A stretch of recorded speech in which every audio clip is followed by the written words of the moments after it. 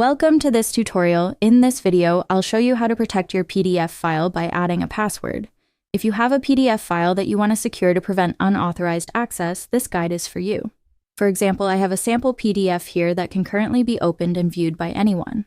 To restrict access and protect its content, the best approach is to add a password. To do this, we'll use an online tool that makes the process quick and easy. Start by opening any web browser and searching for I Love PDF. This free online tool offers a variety of operations for managing PDF files.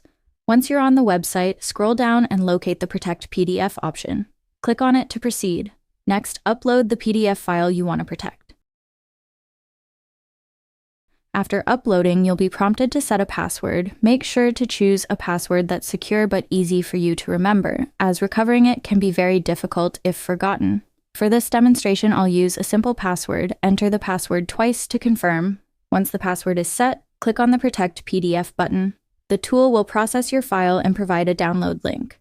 After downloading the protected PDF, try opening it. You'll now see a password prompt. Enter the correct password to access the file. If you enter an incorrect password, access will be denied, ensuring your file remains secure, and that's it. You've successfully protected your PDF by enabling password protection.